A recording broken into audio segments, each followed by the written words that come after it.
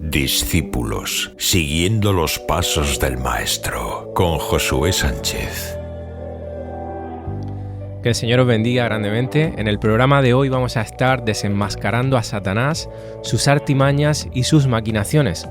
¿Cómo es que actúa nuestro adversario el diablo? ¿Cuáles son sus estrategias?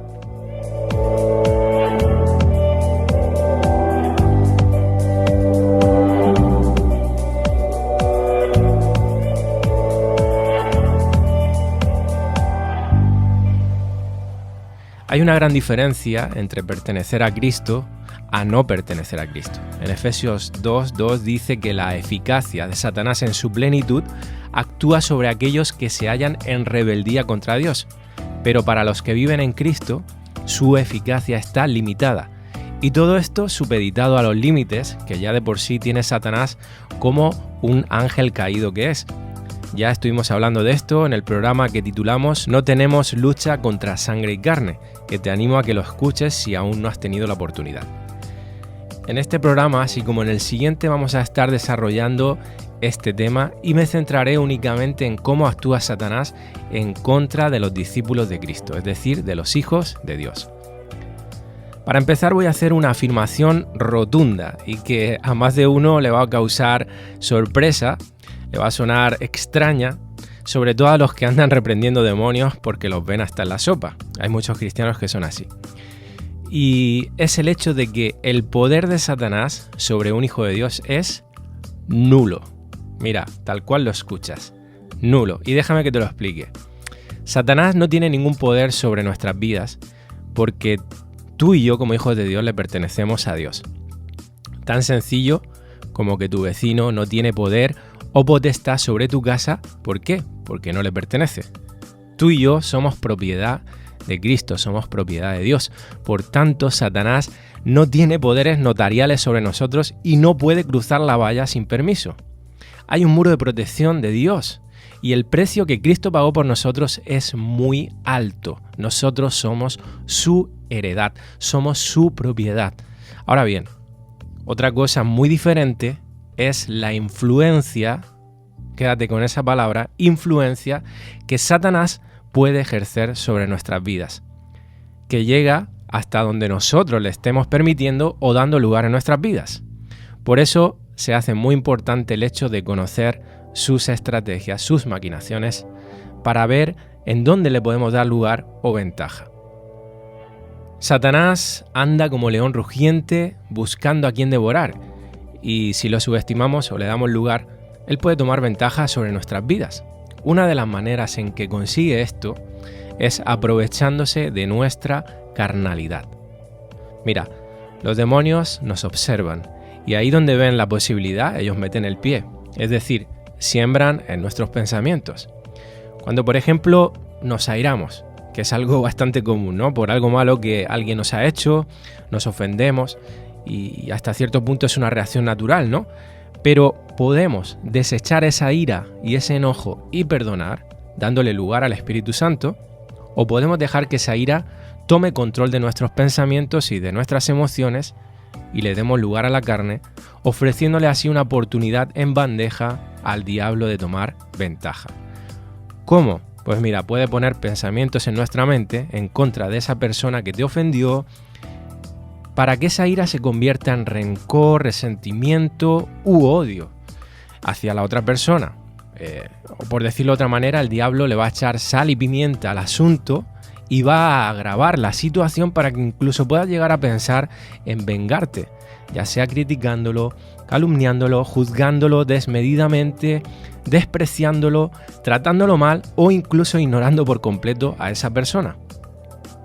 Pero quiero dejar algo muy en claro. El hecho de que Satanás tome ventaja aquí no significa que él sea el culpable. En absoluto, la culpa es exclusivamente nuestra, porque le hemos dado lugar a la carne y a Satanás. Por eso se hace indispensable cada día que renovemos nuestros pensamientos en la presencia de Dios y que lavemos nuestra mente con la palabra del Señor. Porque somos muy vulnerables ante las maquinaciones del enemigo, porque muchas veces no estamos fortalecidos en el espíritu como deberíamos. Siempre me gusta ilustrar este punto con la lucha entre dos grandes perros de presa de esos que son feroces, de esos que dan miedo. Imagínate que de repente te encuentras frente a una lucha entre dos buenos bicharracos de estos que asoman los colmillos. ¿Quién crees que ganaría esa lucha? Mira, la cuestión aquí no es si la raza es más peligrosa. Repito que estamos hablando de perros de presa. Ambos son perros de presa. El asunto aquí es cuál de los dos está mejor alimentado. De una forma similar, si la carne está mejor alimentada, porque no la has frenado y porque le has dado lugar a Satanás, no tengas duda de que la carne va a prevalecer por encima del espíritu y Satanás se va a frotar las manos viendo el resultado. Otra de las maneras en las que Satanás toma ventaja sobre nuestras vidas es con la mentira. Satanás nos va a engañar porque es lo mejor que hace. Él es el padre de la mentira. En Juan 8:44 dice: cuando él habla mentira, habla de su propia naturaleza porque es mentiroso y es el padre de la mentira. La primera vez que Satanás aparece en la Biblia, que es en el libro de Génesis, y las primeras palabras que salen de su boca son palabras de engaño, son palabras de sospecha a la verdad. Intenta convencer a Eva y le dice: con que Dios os ha dicho no comeréis de ningún árbol del huerto. Y luego les dice: ciertamente no moriréis. De la misma manera como la serpiente, es decir, Satanás engañó a Eva, así trabaja en nosotros, queriéndonos hacer que abracemos la idea de que hay cosas de la palabra de Dios que no son así o que no son tan importantes, que no pasa nada si hacemos caso omiso, que las consecuencias no son tan graves. Satanás nos va a llevar a hacer juzgar las cosas de Dios con el fin de que pequemos y lo desobedezcamos. Es decir, que nos salgamos de su voluntad y que por supuesto cosechemos las tristes consecuencias. Eso es lo que hizo con el rey David. Hay una historia que se encuentra en el primer libro de Crónicas, capítulo 21, en donde Satanás incita a David y lo tienta a hacer algo que Dios claramente le había dicho que no hiciera. Algo que a priori no parecía malo porque era un simple censo, es decir, contabilizar a su ejército. Yo me imagino a Satanás sembrando la mentira en David diciéndole: David, ¿qué tiene eso de malo? Contar un ejército para saber cuántos soldados dispones, eso no es malo, ¿verdad?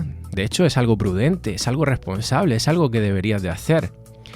Pero Dios expresamente le había dicho a David que no lo hiciera, porque si lo hacía estaba cayendo en orgullo y poniendo su confianza en la victoria, en el número de soldados de su ejército, cuando siempre fue Dios el autor de la victoria sobre sus enemigos. Así que cuando David desobedece a Dios, escucha a Satanás, cae en este pecado, ¿qué pasó? Pues por supuesto las consecuencias no fueron para nada buenas. La furia de Dios no fue precisamente pequeña y trajo graves consecuencias. Ahora bien, ligado a esto, quiero leer lo que nos dice Pablo en 1 Corintios capítulo 10, versículo 13. Hay un versículo muy conocido que puede dar lugar a una mala interpretación y a confusión. Dice: no os ha sobrevenido ninguna tentación que no sea humana, pero fiel es Dios que no os dejará ser tentados más de lo que podéis resistir, sino que dará también juntamente con la tentación la salida para que podáis soportar. ¿Cómo se interpreta este versículo en esta situación, por ejemplo, de David, o en cualquier otra tentación, siendo que en muchas ocasiones caemos en la tentación? Parecería una contradicción lo que nos dice aquí, el que Dios no permite tentaciones sobre nuestras vidas que no podamos resistir, y luego caemos en algunas de ellas. Lo que este versículo nos está diciendo es que Dios nos ha dado suficiente capacidad y poder de decisión como para huir y no pecar, porque somos libres de la esclavitud del pecado. Y por tanto tenemos opción de no pecar. ¿Y cuál es esa salida que nos da para que podamos soportar? Bueno, el mismo Espíritu de Dios que mora en nuestros corazones y su palabra nos ayudan identificando no solamente las tentaciones, sino también las consecuencias. Pero voy más allá, mira, ¿cuántas veces Dios ha usado a hermanos en la fe que te han advertido de que eso estaba mal? Algo que estabas haciendo, algo que ibas a tomar la decisión de hacer. Entonces, si pecamos no es porque no pudimos dejar de hacerlo, sino porque simplemente quisimos hacerlo e ignoramos por completo a Dios y su consejo, es decir, hicimos caso omiso a esa salida que el Señor nos proporcionó. David en esta historia cayó en la tentación de censar al pueblo porque él quiso. Si tú lees la historia completa, y te animo a que lo hagas, ves que los mismos generales de David sabían que Dios no estaba de acuerdo con eso, todos lo sabían, y que era una temeridad desobedecer a Dios. Y de hecho advirtieron claramente a David para que no lo hiciera. ¿Sabéis qué pasó? David hizo oídos sordos, pero no solo a Dios y a ellos, sino a sí mismo, porque él había vivido en sus propias carnes lo que le pasó a Saúl anteriormente, que fue el rey que lo precedió en el reino de Israel. David sirvió de jovencito a Saúl en palacio y experimentó pues las consecuencias de la desobediencia de Saúl a Dios, cómo Dios se aparta de Saúl, cómo lo desecha del reino. Así que, mira, David no tenía una, sino varias salidas suficientes como para haberse estado quieto. Pero no lo hizo. ¿Por qué? Porque no quiso. Su orgullo, junto a la incitación a las mentiras de Satanás, inclinaron la balanza del lado de su carne para acabar desobedeciendo a Dios, y por causa de eso murieron 70.000 personas del pueblo de Israel. Y déjame decirte, de aquí tenemos que aprender algunas cositas. Una, no subestimemos el poder de nuestra carne. 2, no subestimemos la astucia de Satanás. 3, el pecado siempre te va a llevar más lejos de donde querías llegar. Lo que parece estar bajo control y ser una pequeña concesión de la carne, un pequeño pecado momentáneo, puede acabar siendo otro más al día siguiente y convertirse en un hábito con el paso de los días. Dicho de otra manera, cuando pecamos, estamos rompiendo una barrera que nos facilita volver a pecar, y no solo en esa área, sino en otras más.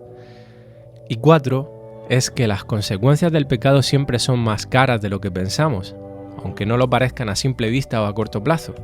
Es como cuando uno lanza una piedra a un lago en el que está el agua completamente en calma. Cuando esa piedra cae sobre el agua, empiezan a formarse cientos de ondas que se extienden por todo el lago.